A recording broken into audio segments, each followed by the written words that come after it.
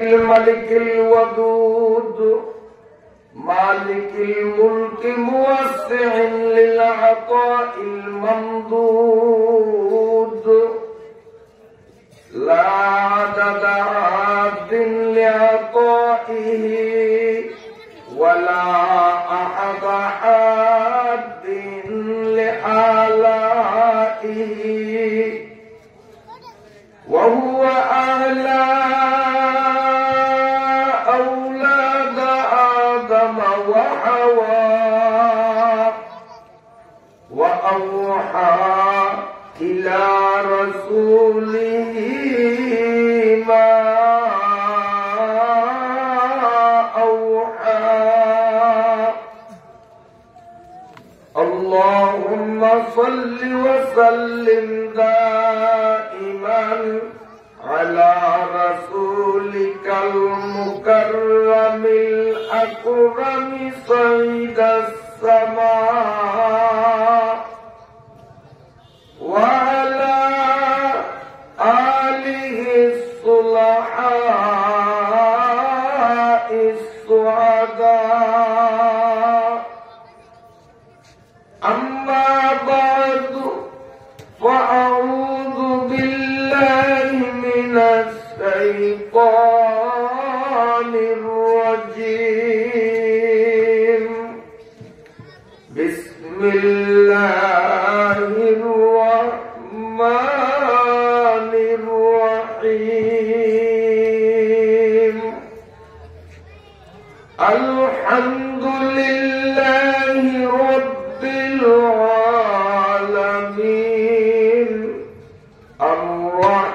الرحمن الرحيم مالك يوم الدين إياك نعبد وإياك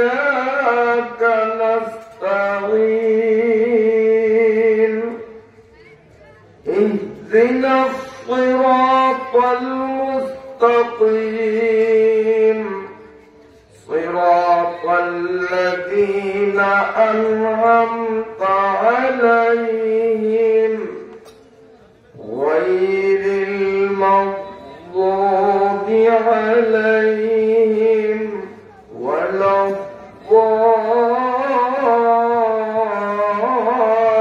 الضالين সকলে বলুন আমিন बनाने खुदा मैंने की इब्तिदा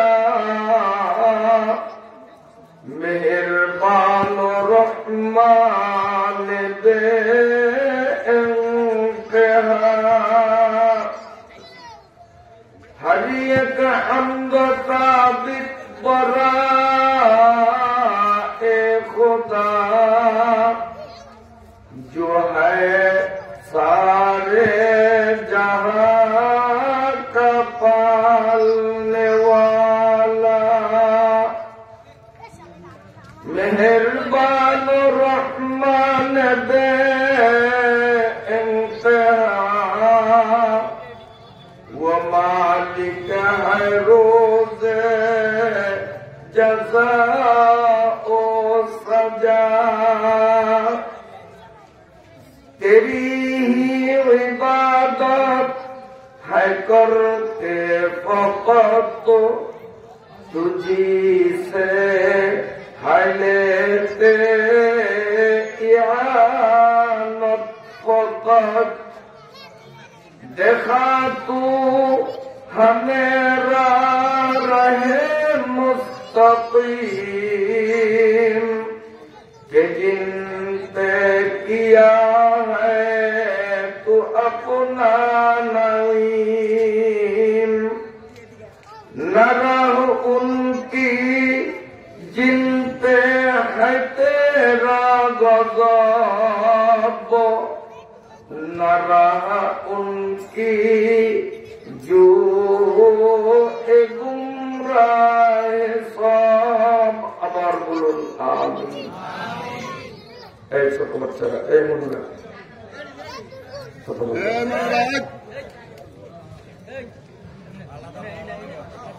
বৃহত্তর দ্বীপ জেলার অন্তর্গত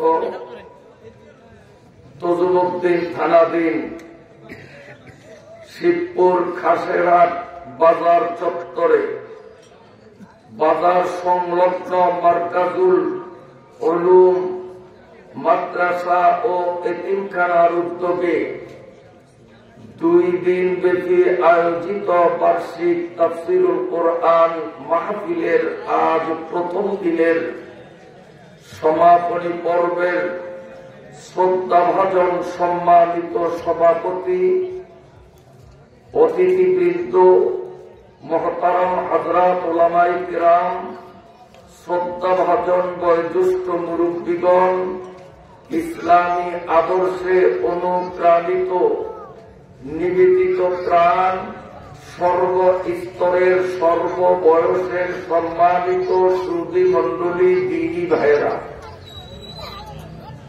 ব্যবসায়ী বন্ধুরা, পর্দার আড়ালের সম্মানিতা আমার মায়েরা, বোনেরা ও মেয়েরা,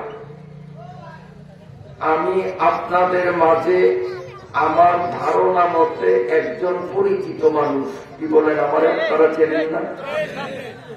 তাই আমি কোরআনুল কারীমের 114টি সূরার মধ্য হতে এমন একটা সূরা আজকে নির্বাচন করেছি যেই সূরাটাও আমাদের সকলের কাছে পরিচিত সূরা।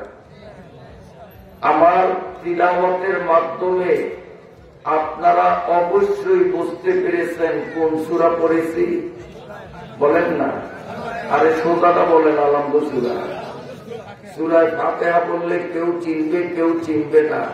আলহামদুলিল্লাহ এই নামে এই সূরাকে চিনবে না এমন মুসলমান বাড়ি চালান দিলেও পাওয়া যাবে না। কথা ঠিক না ঠিক? তো আমি মানুষও পরিচিত, সূরাও নিলাম পরিচিত। এই শোনো, কেউ কথা বললে তাকে ইশারায় থামাইতে হবে। তাকে যদি আবার এই করে থামাও তো ও বললো একটা কথা, তোমার এই হইল আরেকটা কথা, 2টা কথা হয়ে যাবে। কোনো কথা নাই, একদম চুপ।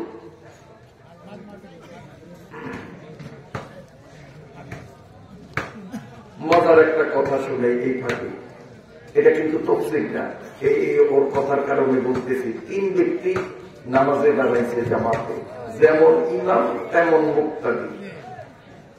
এক লোক সামনে দিয়ে যায়, তো পিছনে তো মুক্তাদি 2 জন, একজনে কে বেটা গাদা, আমরা যে নামাজ পড়ি দেখোস না, নামাজের সামনে দিয়ে লোক যায়।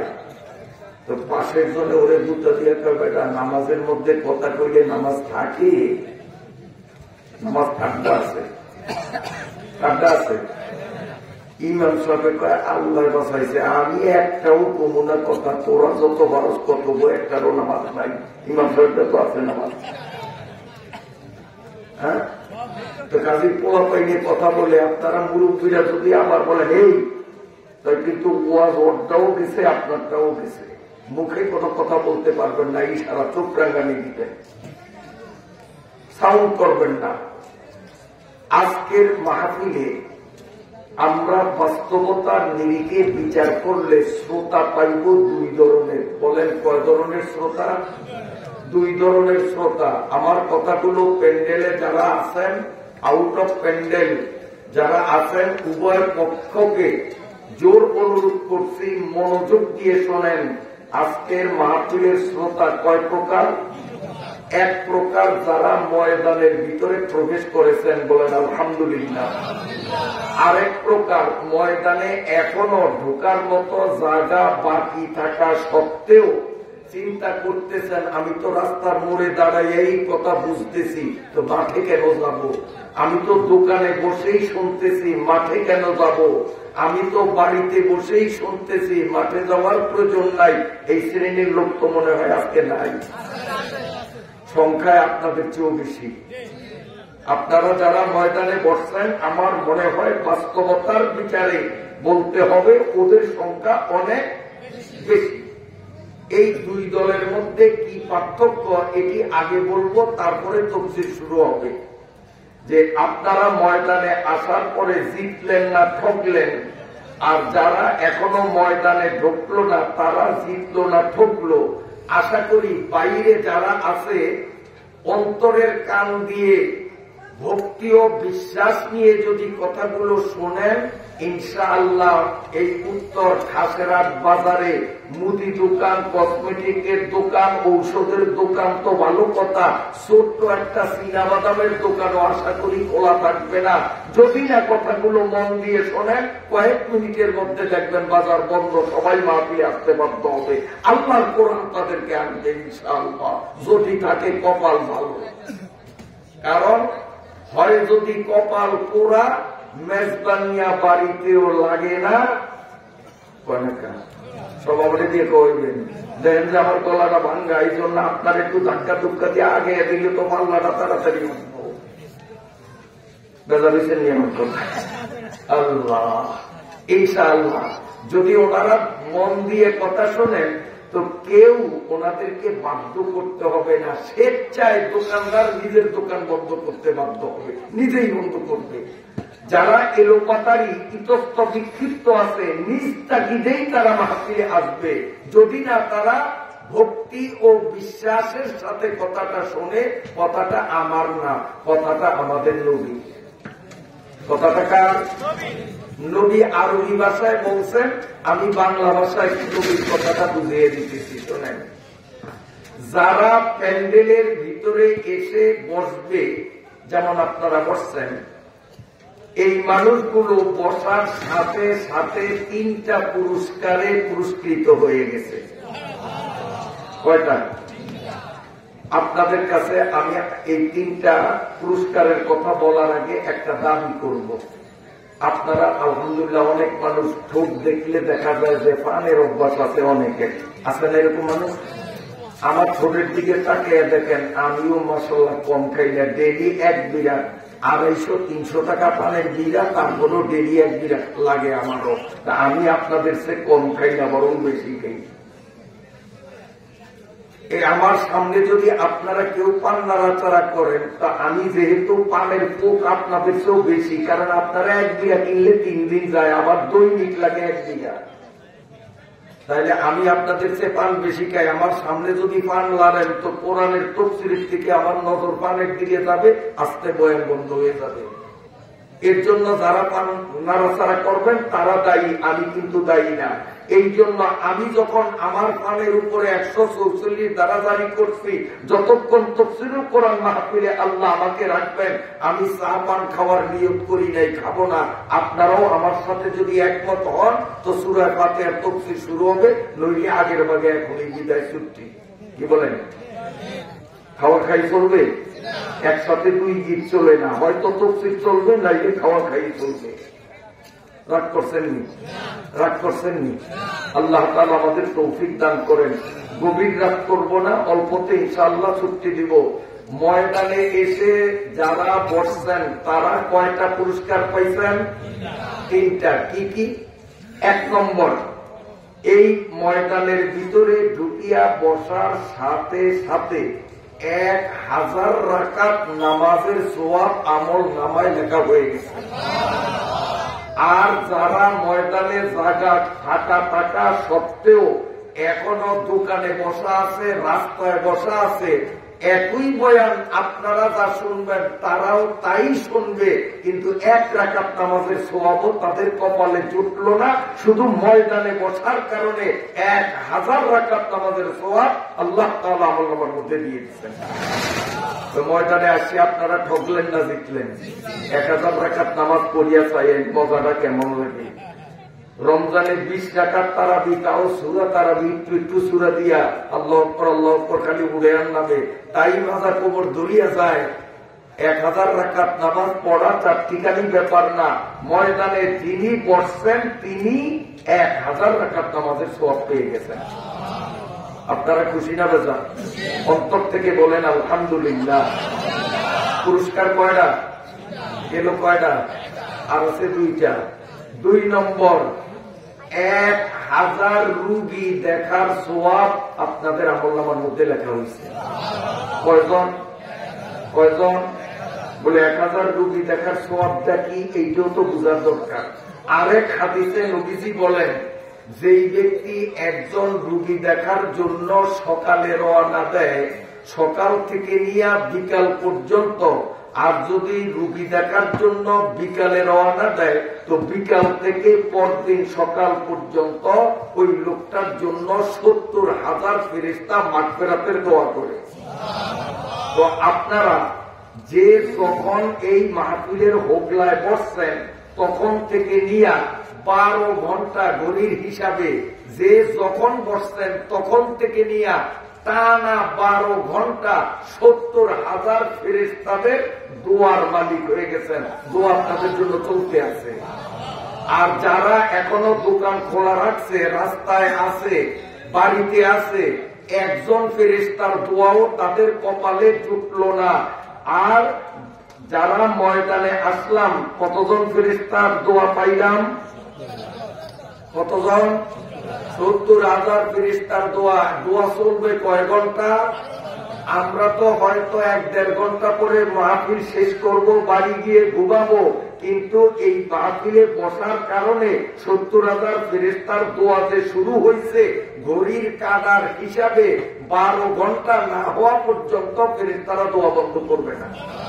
আমরা ঘুমিয়ে থাকবো, তারপরও দোয়া চলতে থাকবে। আসিয়া ঠকলাম না জিতলাম? আসিয়া ঠকলাম না জিতলাম? যারা না আসছে খুব জিতছে, তাই না? এই জন্যই বলেছি, যদি হয় কপাল পোড়া, মেজবানিয়া বাড়িতেও লাগে না জোড়া। এর চেয়ে সহজ ভাষা আমি আর জানি না যে কোন ভাষায় আপনাদের বুঝাইব। মহতারাম হাজিরিন, পুরস্কার কয়টা পাইলেন? কয়টা? আরো একটা আছে, দিমইটা। আল্লাহ পাকের নবী সাল্লাল্লাহু আলাইহি ওয়াসাল্লামের ঘোষণা মতে আজকের তাফসীর মাহফিলের প্যান্ডেলের নিচে হোগলার উপরে যেই ভাগ্যবান ব্যক্তি এসে অবস্থান নিয়েছেন, বসেছেন, আপনাদের প্রত্যেকের আমল নামায় ব্যক্তিগতভাবে ভিন্ন ভিন্ন ভাবে প্রত্যেকের আমল নামায় 1000 জানাজা নামাজ পড়ার সওয়াব লেখা হয়ে গেছে। কয়জন মুর্দারের জানাজা? 1000। একদিনে 1000 জানাজা পড়া প্র্যাকটিক্যালি ব্যাপার না। একটা জানাজা পড়লে উহুদ পাহাড় যত বড় আমি নিজের চোখে দেখছি। উহুদ পাহাড়ের পাশে দাঁড়াইয়া মদিনা শরীফ থেকে অল্প দূরে যাইয়া সেখানে তাকাইলাম, ওদের পাশে কদ্দূর তাও আমার চোখে নির্ণয় করতে পারি না। লম্বা তো নির্ণয় করা সম্ভবই না। ফাঁস যে এত বেশি, প্রস্থে যে কত তাই আমার চোখে মালুম করতে পারি নাই লম্বা কত। এত বড় পাহাড়, মাত্র একটা পাথর বসে এসেছেন আল্লাহ। একটা পাথর, একটা পাথর।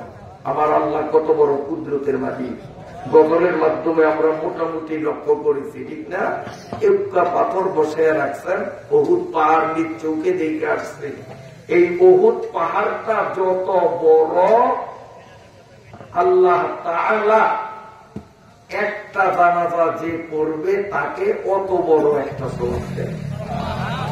তাহলে এই মাহফিল ময়দানের হোগলায় বসার কারণে 1000 জানাজা পড়ার সওয়াব পাইলাম, মানে 1000 উহুদ পাহাড়ের সমপরিমাণ সওয়াব আমাদের আমলনামায় জমা হয়ে গেছে। আলহামদুলিল্লাহ। আরেকটু কমনি, এই যে ফজিলতের কথা শুনছেন, শুনিয়া আপনারা কেউ সুবহানাল্লাহ বলছেন, কেউ আলহামদুলিল্লাহ বলছেন। সবাই আরেকবার বলেন তো দেখি আলহামদুলিল্লাহ। যারা এখনো ময়দানে ঢোকে নাই তারাও তো মুসলমান, রসুলের হাদিসের প্রতি বিশ্বাস আছে, ওনারাও ওনাদের স্ব স্থানে থেকে তারাও হয়তো সুবহানাল্লাহ আলহামদুলিল্লাহ বলছে। আমার ধারণা, আপনাদের কি ধারণা? কারণ জন্নু বিল মুমিনিনা খায়রা, তারা ঈমানদার। আমাদের নেক ধারণা তাদের প্রতি যে অবশ্য তারাও সুবহানাল্লাহ আলহামদুলিল্লাহ বলছে। কিন্তু তাদের বলা আর ময়দানের ভিতরে যারা বসলাম তাদের বলা কত ব্যবধান। যারা ময়দানের বাইরে একবার সুবহানাল্লাহ বলছে, খাতায় তার আমল নামায় একবার সুবহানাল্লাহ লেখা হয়েছে, একবার আলহামদুলিল্লাহ বলছে, একবার আলহামদুলিল্লাহ আমল নামায় লেখা হয়েছে। আর এই ময়দানের হোগলায় বসিয়া যিনি একবার সুবহানাল্লাহ বলছেন, সাথে সাথে তার আমল নামায় 49 কোটি সুবহানাল্লাহ জমা হয়েছে। আবারও 49 কোটি জমা হয়েছে, আবারও 49 কোটি জমা হয়েছে। আপনাদের একে 49 কোটি, আর ময়দানের বাইরে যারা, তাদের একে এক। ঠকবে না, আল্লাহ ঠকাইবে না। একবার কইছে, একবার পাইছে। আর আমরা একবারে কয়বার পাইছি? আল্লাহ তাআলা আমাদেরকে যে এমন সুবর্ণ সুযোগ দান করলেন, এজন্য অন্তর থেকে আল্লাহকে শুকরিয়া জানাই। আরেকবার বলি আলহামদুলিল্লাহ। আমি আপনাদের সামনে কোন সূরা পড়েছি মনে আছে তো? পড়েন তো দেখি আমার সাথে। আউযু বিল্লাহি মিনাশ শাইতানির রাজীম। বিসমিল্লাহির রহমানির রহিম। আলহামদুলিল্লাহি রাব্বিল আলামিন। আর রহমানির রহিম। মালিকি ইয়াউমিদ্দিন। ইয়্যাকা না'বুদু ওয়া ইয়্যাকা নাস্তাঈন। ইহদিনাস সিরাতাল মুস্তাকিম। সিরাতাল লাযীনা আন'আমতা আলাইহিম গায়রিল মাগযুবি আলাইহিম ওয়ালাদ-দাল্লিন। আমিন। পবিত্র কোরআনুল কারীমের সর্বপ্রথম নাযিলকৃত সূরা এটি। পূর্ণাঙ্গ সূরা রূপে সর্বপ্রথম এটি নাযিল হয়েছে। এর আগে সূরা আলাকের মাত্র 5টা আয়াত নাযিল হয়েছে, পুরা সূরা না। পূর্ণাঙ্গ সূরা রূপে সর্বপ্রথম আলহামদু সূরা নাযিল হয়েছে।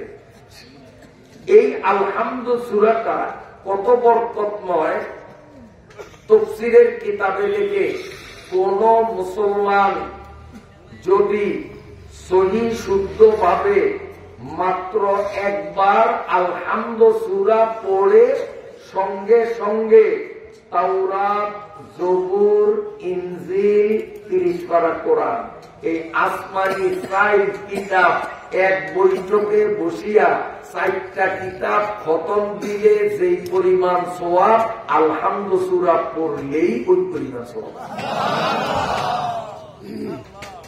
আমাদের কোরআন শরীফ এই দেখেন, 1 বিগত না পাশে, লম্বায় মাত্র 1 বিগত, ভলিউম আর কদ্দুর মনে হয় যে 6 ইঞ্চির বেশি না। তাই হাফেজেরা রমজানে 30 দিনে খতম দেয়, তাও আমরা নামাজের অনেকে যাই না খতম তারা দিতে। এতটাই কেমনে খারয়, একদিনে কিন্তু 30 পারা খতম দেয় না, 30 দিনে খতম দেয়, 27 দিনে খতম দেয়। এই ছোট্ট কিতাবটা। আর মুসা নবীকে আল্লাহ যে তৌরাত শরীফ দিচ্ছেন, এই তৌরাত শরীফের পাশ ছিল 8 হাত, লম্বায় ছিল 12 হাত। আমাদের কোরআন শরীফের পারার সংখ্যা 30, মুসা নবীর তৌরাত শরীফের পারার সংখ্যা হইল 1000। আমাদের কোরআন শরীফে আয়াত সংখ্যা এক গণনা মতে 6666টা, আর তৌরাত শরীফের মধ্যে আয়াত সংখ্যা হইল 10 লক্ষ। তাইলে এই ছোট্ট কিতাবটা খতম দেওয়া 30 দিনে, তাও আমাদের জন্য কত কষ্ট। আর যদি এই কোরআন শরীফ, মুসা নবীর এত বড় তাওরাত শরীফ, ঈসা নবীর ইনজিল শরীফ, দাউদ নবীর জবুর শরীফ, এই 4টা কিতাবকে এক বৈঠকে বসিয়া খতম দিলে যেই পরিমাণ সওয়াব, আলহামদু সূরাটা একবার পড়লেই ওই পরিমাণ সওয়াব। সুবহানাল্লাহ, সুবহানাল্লাহ। তো এখন আপনারা বুঝে থাকলে জবাব দেন। আজকের মাহফিলে আসিয়া আপনারা কপাল পোড়া হয়েছেন না ভাগ্যবান হয়েছেন? কারণ মাহফিলে না আসলে এই টাইমে আলহামদুলিল্লাহ পড়া হইতো না, আর এই সোয়াবও কপালে জুটতো না। মাহফিলে আসার কারণেই তো ভাগ্যে জুটছে, ঠিক না? সেই আল্লাহ আমাদেরকে মাহফিলে কবুল করলেন, আরেকবার মন থেকে সেই আল্লাহকে শুকরিয়া জানাই আলহামদুলিল্লাহ। এই আলহামদু সূরার প্রথম আয়াত, 1 নম্বর আয়াত আমার সাথে বলুন, বিসমিল্লাহির রহমানির রহিম। এর আগে আর আসেনি কোন আয়াত? এই যারা কোরআন শরীফ পড়তে জানেন, বিসমিল্লাহর আগে কিছু আছে না? বিসমিল্লাহির রহমানির রহিম, তারপরে আলহামদু সূরা, তারপরে আলিফ লাম মিম যালিকাল কিতাব, তারপরে সায়াকুলু, তারপরে তিলকা রাসূলু, তারপরে ওয়াল মুহসানাত। এইভাবে যাইতে যাইতে 30 পারা কোরআন। কিন্তু শুরু কি দিয়া? আলহামদুর আগে বলেন না, পুরাটা বলেন। বিসমিল্লাহির রহমানির রহিম। আবার বিসমিল্লাহে শুরু করলেন আল্লাহ কি দিয়া? পা দিয়া। কারণ বিসমিল্লাহ লিখতে প্রথম পা, তারপরে সিন, তারপরে মিম, এভাবে না? যারা কোরআন শরীফ পড়তে জানেন, তাইলে কোরআন শরীফের প্রথম অক্ষরটা কি? বলেন, প্রথম অক্ষরটা কি? বা। বাংলাতে যেমন সরু, সরেয়া, ক, খ, ইংরেজিতে এ, বি, সি, ডি, আরবিতে আলিফ, বা, তা, সা বর্ণমালা আছে না? আরবি ভাষার বর্ণমালা গুলো শুরু হলো কি দিয়া? আলিফ দিয়া। বা হইল সিরিয়ালে 2 নম্বরে, তা হইল 3 নম্বরে। তো আমাদের প্রশ্ন, তাফসীরের কিতাবে লেখা যে আল্লাহ এই 29টা বর্ণ থেকে বা অক্ষরটাকে কেন নির্বাচন করলেন কোরআন শুরু করার জন্য? কেন বা দিয়া কোরআন শুরু করলেন? দরকার ছিল 29 বর্ণের 1 নম্বরে, যেহেতু আমি অগ্রাধিকার হিসাবে আলিফেই তো এই অধিকার পায় যে আলিফ দিয়া কোরআন শুরু করবে। কথা বলছেন না? কিন্তু আলিফকে বাদ দিয়ে আল্লাহ বা দিয়ে কেন কোরআন শুরু করলেন? তাফসীরের কিতাবে এর কারণ লেখে আল্লাহ রাব্বুল আলামিন 29টা বর্ণ আলিফ, বা, তা, সা যখন তৈয়ার করেন, তখন বাকে আল্লাহ এইভাবে লেখছেন নৌকার মতো। লেখা বলেন, তুই হবি 29 অক্ষরের সিরিয়ালে 2 নম্বর। আমি আল্লাহর সিদ্ধান্ত, প্রথমে যে আছে 1 নম্বরে তারে কোনো নোক্তা দেব না। নোক্তা বোঝেননি? ফোটা ফোটা ফোটা, বোঝেন না? ওই যে ছোটকালে নুরানি কায়দায় করেন নয়, লামকালি মিমকালি নুনের উপর 1 নোক্তা।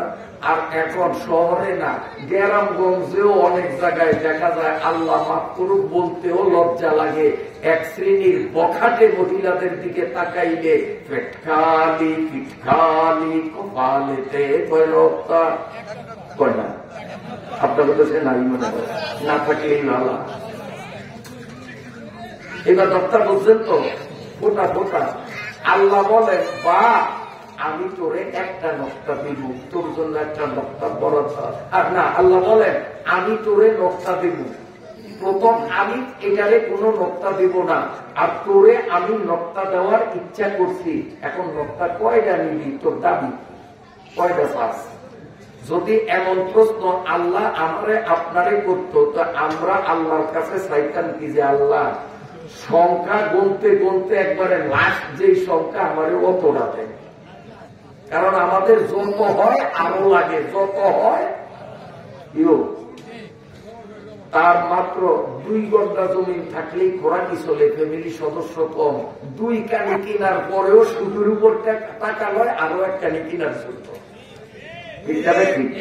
কারণ আমরা খালি আরো চাই, আরো চাই, হালমিন মাজিদ, হালমিন মাজিদ, আরো লাগে। আমরা বলতাম যে আল্লাহ আপনার গুদামে নক্তার সংখ্যা যত আছে সব দিয়ে দিবেন, এরপরেও বোনাস হিসাবে কিছু অতিরিক্ত দিবেন।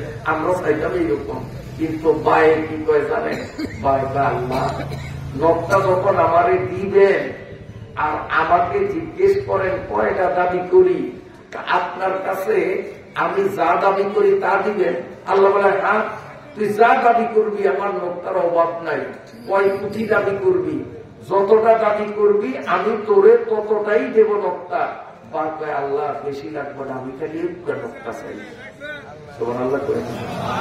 কারণ কালকে ওয়াজ হইব, কালকে বিদেশি হুজুররা আসবে, চমৎকার ওয়াজ করবে, সুবহানাল্লাহ বলা লাগবে। আজকে সুবহানাল্লাহ আলহামদুলিল্লাহ কইলে তো ফুরে যাইব, কাল করতে কব চিন্তা আছে আপনাকে যে হুজুর আমরা খুব চালাকের বুদ্ধি নাই তা না, আমরা বুদ্ধি করি আজকে সুবহানাল্লাহ ছাড়বো না, সব কালটা ছাড়বো, সব জমায় রাখবো। জমায় রাখছেন এই জন্য সুবহানাল্লাহ কইলে ঠক না দিই, কারণ কইবেন একবার, খাতায় লেখা হবে কয়বার? 49 কোটি, 49 না 49 কোটি বলবেন একবার, খাতায় লেখা হবে 49 কোটি। সুবহানাল্লাহ। আপনারা দাঁড়িয়ে রাখেন, কিছুক্ষণ পরে মাজা বিষ করবো, হয়তো বসেন, নইলে চলিয়ে যান, দাঁড়িয়ে থাকবেন না। চলিয়া যাওয়াটাও এক পথ, আর বসা হইল আরেক পথ। দাঁড়িয়ে থাকাই যা কোনো পদের মধ্যে পড়ে না, এটা হল অপদা। কাজে অপদার্থ যদি কেউ থাকেন তারা দাঁড়াইতে পারেন। যারা অপদার্থ, অপদা, সমাজ থেকে বিচ্ছিন্ন, কেবলমাত্র তাদেরকে দাঁড়ানোর অনুমতি দেওয়া গেল। কোন ভদ্র সভ্য ব্যক্তিকে আমার মাহফিলের চারিপাশে দাঁড়িয়ে থাকার অনুমতি দেওয়া গেল না। যদি ভদ্র হন হয়তো বসবেন, নইলে বাড়িতে গিয়ে ঘুমাবেন, আশেপাশে দাঁড়িয়ে থাকবেন, তাইলে আমি সেই রাত থেকে নেমে যাবো। এই আপনার ভলান্টিয়ারের জন্য দাঁড়ানো লাগবে না, আমি আমার মাহফিলের ভলান্টিয়ার। হয়তো বসেন, নইলে ঘুমান।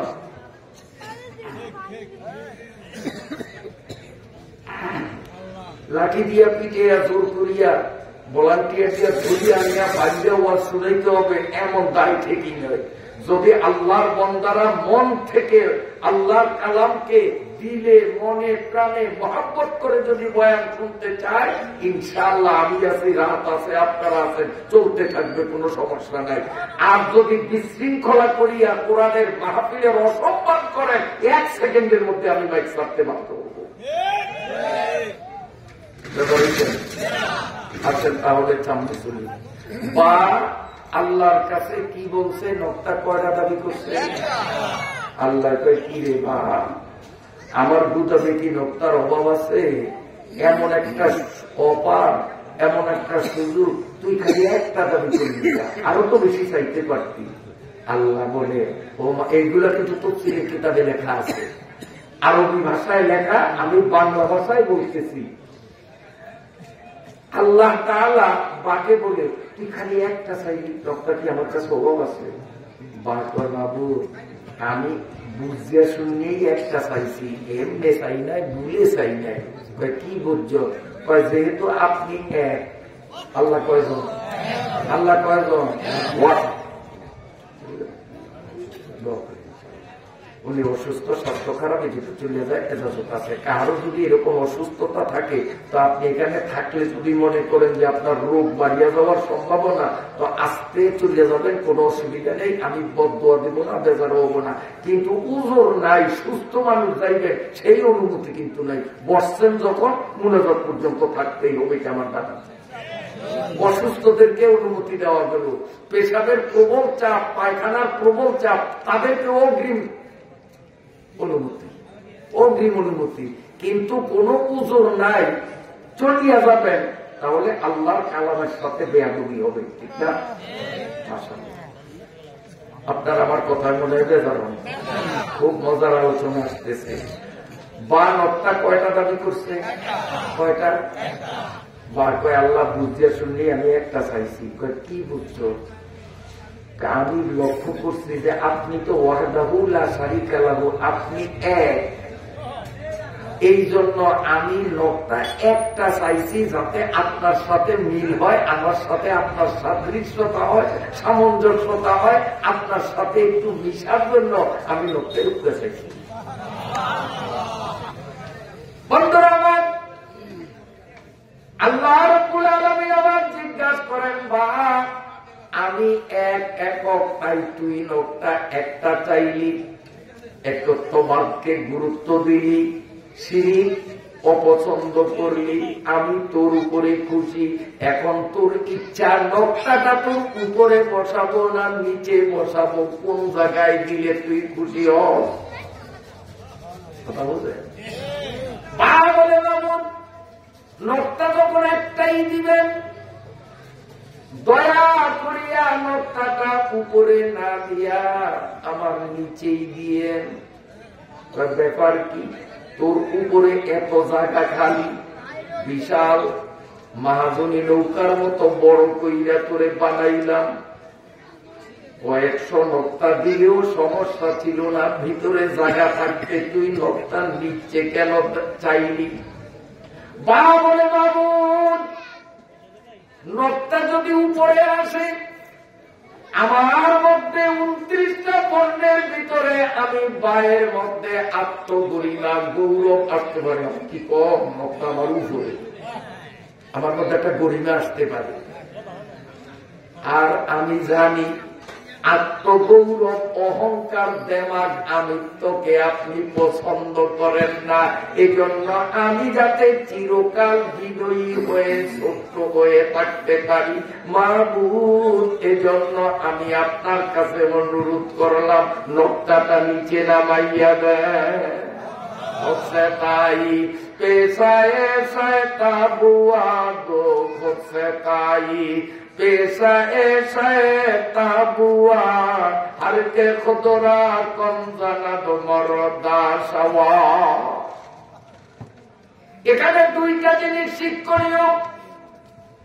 বা যখন ওয়াহদাহু লা শারীকা লাহু, এক আল্লাহর সাথে মিশে গেল, আল্লাহ এক, ও নকটা দাবি করলো এক।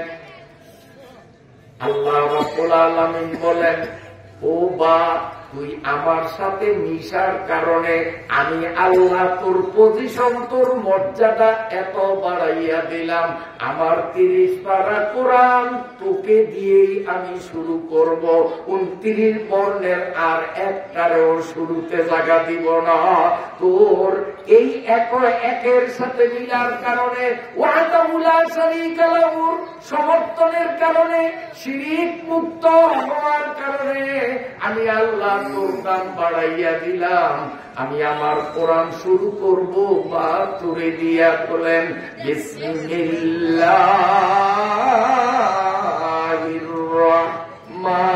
রাহমানির রাহিম।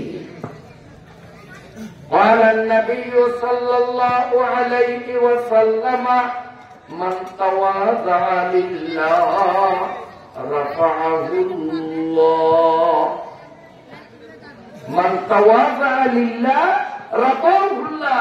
যে আল্লাহর সামনে বিনয়ী হবে, নিজেকে নিজে ছোট্ট বানাবে, আমিত্ব পরিহার করবে, আল্লাহ তাআলা তার সম্মান বাড়িয়ে দেবে। যেমন বাইরে আল্লাহ সম্মান বাড়িয়ে দিয়েছেন দুই কারণে। একটা হলো তার বিনয়ী হওয়া, নকটার নিচে যাওয়া, আর একটা হলো একের সাথে মিল হওয়া। ঠিক আছে? বা অক্ষর, এই বিসমিল্লাহর বা অক্ষর গোটা দুনিয়ার মুসলিম জাতিকে বুঝাইতেছে, ও মুসলমানরা, আমি বা এক নকটা দাবি করিয়া আল্লাহর সাথে মিশিয়া গেলাম, তাই আমার দাম আল্লাহ কেমন বাড়াইল। কোরআনের প্রথমে আমি জায়গা পাইলাম, মুসলমান কোন শুভ কাজ, ভালো কাজ যখন করবে তখনও তারা আমাকে ভুলতে পারবে না। বিসমিল্লাহির রহমানির রহিম বলিয়া মুসলমান তার ভালো কাজগুলো করবে। আমি বা এত দামি হয়ে গেলাম, 24 ঘন্টা আমি বা অক্ষর মানুষের মুখে মুখে থাকবো। যেহেতু আমি আমার দুইটা গুণ, একটা হলো বিনয়ী হওয়া, আর একটা এক আল্লাহর সাথে মিশে যাওয়া।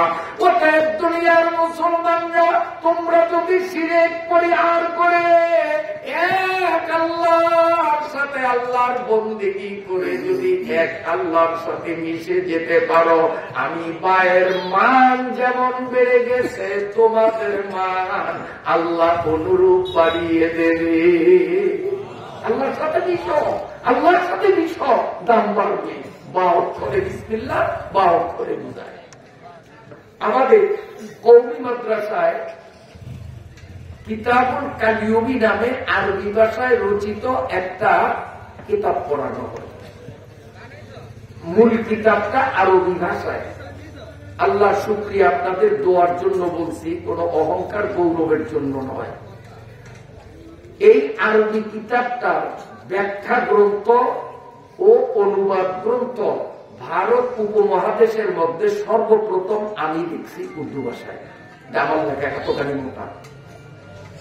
আরবি ভাষার কিতাবটাকে উর্দুতে ভাষান্তর, ট্রান্সলেশন এবং সেই সাথে মূল আরবি কিতাবের বিস্তারিত ব্যাখ্যা, আরোপিত প্রস্তাবলীর সমাধান সম্বলিত ব্যাখ্যা গ্রন্থ ভারত, পাকিস্তান, বাংলাদেশ, বার্মা এই পুরা রাজ্যের মধ্যে সর্বপ্রথম এই প্রথম আমি সর্বপ্রথম লিখেছি।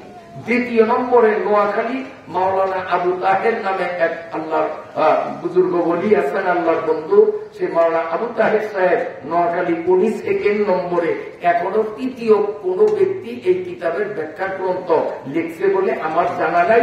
এই আমরা 2 বাঙালি আরবি কিতাবের ব্যাখ্যাটা লিখছি।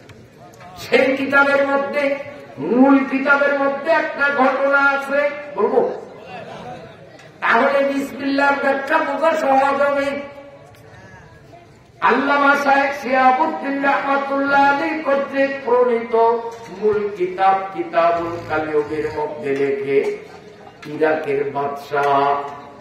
ইরাকের বাদশাহ হারুন রশিদ খুব প্রভাবশালী রাজা ছিলেন। এই হারুন রশিদের একটা বান্দি ছিল বিশ্রী, কালো, কুশ্রী, অসুন্দর। হারুন রশিদ তার এই কালো, বিশ্রী, অসুন্দর বান্দিটার প্রেমে আসক্ত হয়ে গেছে, প্রেমে হইয়া গেছে। এখন চায়ের দোকানে, হোটেলে, তেমাতায়, অফিসে, স্কুলে, মাদ্রাসায়, সব জায়গায় রাজাকে নিয়ে টানা হেসরা চলছে। বাদশাহ এটা কি কাম করলো? বাদশার এত হাজার হাজার সুন্দরী, রূপসী, তরুণী বান্দি থাকা সত্ত্বেও একটা অসুন্দর বিশ্রী কালো মেয়ের প্রেমে পড়লো। রাজার রুচি বলতে কিছু না। সমালোচনা করে প্রেমে পড়লো সব জায়গায়, 1 কান 2 কান, শুনতে শুনতে রাজার কান। উনি শুনছে যে আমাকে নিয়ে সমালোচনার জন্য, তাই উনি এর জবাব মুখে দিবেন না, উনি এর জবাব কাজে দিবেন। কারণ কথা কম, কাম বেশি, এটা হলো সৎ লোকের স্বভাব। আর আমাদের অবস্থা হলো কথা বেশি, কাম কম। নির্বাচনের আগে মাশা আল্লাহ কত কথা, আমি যদি পাস করি তো রাস্তাঘাট সব সোনার রূপা দিয়া ঢালাই দেব। তারপরে নির্বাচনের আগে প্রার্থী রাস্তা দিয়া যায়, দূরে একজনরে দেখে অনেক দূর থেকে তার সৎ ব্যবহার দেখাইয়া আসসালামু আলাইকুম, আসসালামু আলাইকুম 3 বার সালাম দিতে মিয়া মনে মনে কইটা মনে হয় আমার বিরোধী দলের, নইলে আমার সালামের জবাব দেন একা। তো বিরোধী দল হয় হোক, ভোট না দেয় না, আমি তো সালাম দিলাম, ওয়ালাইকুম আসসালাম তো বলা দরকার। এই লোকটা কেন ওয়ালাইকুম আসসালাম বললো না? আমি তার থেকে কৈফিয়ত দিব। এবার আগে দেখতেছে, হায় হায় কারে সালাম দিলাম, যদি মরা একটা খাজুর গাছের চারা খাড়ে এনেছে। রাত্রিবেলা তো খাজুর গাছের চারারেও সালাম দেয়, কথা কত বেশি। কিন্তু ওই মানুষ যখন নির্বাচনে পাস করে তখন যে তার অবস্থা কি হয় সেটা আমার আর বলা লাগে না, কারণ আমার সে আপনারা ভালো জানে। কিন্তু বাদশাহ হারুন রশিদ এই স্বভাবের ছিলেন না, বিন্দার বাদশাহ, আল্লাহওয়ালা বাদশাহ ছিলেন। এই জন্য উনি কথা বলবেন না, কাজে দেখাইবেন। তিনি তার পুরা মন্ত্রী পরিষদ এবং তার বান্দি দাসী, সরকারি উচ্চপদস্থ কর্মচারী বৃন্দদেরকে দাওয়াত দিয়া একটা প্যান্ডেলের মধ্যে জড়ো করলেন। প্রত্যেকের জন্য এক একটা সোফা, হাজার হাজার মেহমান বসে গেছে। বসার পরে বাদশাহ তার কর্মচারীদেরকে হুকুম করলেন, আমার গোডাউন থেকে টাকার বস্তা আনো। টাকা মানে কাগজের টাকা না, তখনকার দিনে টাকা ছিল স্বর্ণের টাকা। এই যে 5 টাকার কয়েন আছে না, স্টিল দিয়া বানায়, স্টেল দিয়া বানায়, আগের আমলে বানাইতো স্বর্ণ দিয়া। তো বাদশাহ হারুন রশিদ বলেন যে আমার গুদামে বস্তা ভরা এই স্বর্ণের টাকা আছে, বস্তায় বস্তায় টাকা আনিয়া গুদাম খালি করিয়া এই খোলা ময়দানে সব ছিটাইয়া দাও। কর্মচারীরা রাজার হুকুম না মাইনা উপায় নেই, ছিটাইয়া দিছে। দেওয়ার পর রাজা সকল মেহমানদেরকে এবং গোলাম বান্দীদেরকে উদ্দেশ্য করে ঘোষণা দিলেন, আমি মহামান্য রাষ্ট্রপ্রধানের পক্ষ থেকে স্পষ্ট ঘোষণা, এখন যে যার সাথে সম্পৃক্ত হবে, যে যেইটাকে ছুঁইবে, যে যেইটাকে নিবে, সে সেইটার মালিক, আমি আর তার থেকে সেটা ফেরত দেব না। টাকাগুলি ছিটাইয়া দিয়া যখনই ঘোষণা দিল, নারী পুরুষ, এমপি মন্ত্রী, ইঞ্জিনিয়ার, আরো যত অতিথি, গোলাম বান্দি, সবাই উৎপাত শুরু করিয়া কে কত লইতে পারে, কারণ যে যেটা ধরতে পারবে সে সেইটার মালিক। এই সুযোগ হাতছাড়া করা যায় না। সবাই নিতেছে বস্তা করতেছে টাকা দিয়া। কিন্তু ওই যে কালো মেয়েটা, হারুন রশিদ যার প্রেমে পড়ছে, কালো মেয়েটা হারুন রশিদের পাশে আইসা ওনার কাঁধের উপরে হাত দিয়া দাঁড়িয়ে দিচ্ছে। তখন মানুষ হাসাহাসি করে যে বাদশার রুচি এতই খারাপ, মেয়েটা দেখতেও অসুন্দর, ওর চেহারার দিকে শয়তানেও তাকাইবে না, ঘৃণা করে। আবার এমন একটা সুযোগ অফার, ও কোটি কোটি টাকা ইনকাম করতে পারত, আর বান্দি হয়ে থাকা লাগতো না, স্বাধীন হতে পারত। এই সুযোগ সে গ্রহণ করল না। এমন একটা বোকা, নির্বোধ, জ্ঞানহীন মেয়ের প্রেমে পড়ছে বাদশাহ। সবাই হাসাহাসি করে। বাদশাহ মেয়েটাকে জিজ্ঞেস করলেন, বান্দি, সবাই কাড়াকাড়ি করিয়া টাকাগুলো সংগ্রহ করলো, তুমি এই সুযোগ কেন হাতে নিলা না? তুমি কেন টাকা নিলা না? কার বাদশাহ জাহাপনা, আমি আপনার থেকে জানতে চাই, আপনি যে ঘোষণা দিয়েছেন, যে যা নিবে, যে যা ধরবে, সে তার মালিক, আপনার সেই ঘোষণা কি এখনো বহাল আছে?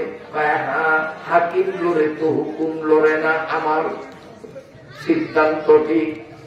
মেয়েটা হারুন রশিদের কাঁধের উপরে হাত দিয়ে বলে, ওরা টাকা দিচ্ছে, টাকার মালিক হয়েছে, আমি টাকার পাগল না, আমি খলিফা রাষ্ট্রপতি হারুন রশিদের পাগল। তাই টাকার দিকে মন না দিয়া আমি হারুন রশিদের সাথে মিশিয়া গেলাম। হারুন রশিদ বলে, এবার তোমরা বলো, আমি মেয়েটার প্রেমে কেন পড়লাম?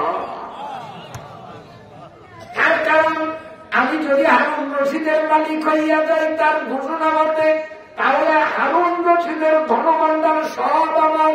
যেহেতু হারুন রশিদ আমার, মেয়েটা বলে, বাদশা, এতদিন আপনি ছিলেন আমার মনিব, আমি ছিলাম আপনার বান্দি, কিন্তু আপনার ঘোষণা মতে এখন আমি আপনার মালিক হয়ে গেছি। কারণ বলছেন, যে যা ধরবে সে তার মালিক হবে। আমি তো টাকা না ধরিয়া আপনারে ধরছি, এখন থেকে আপনি হবেন আমার গোলাম, আমি হব আপনার মনিব। আল্লামা শাইখ শিহাবুদ্দিন রহমাতুল্লাহ আলাইহি কিতাবুল কাইয়ুমের মধ্যে ঘটনাটা নিয়ে বুঝাইতেছেন, বিসমিল্লাহির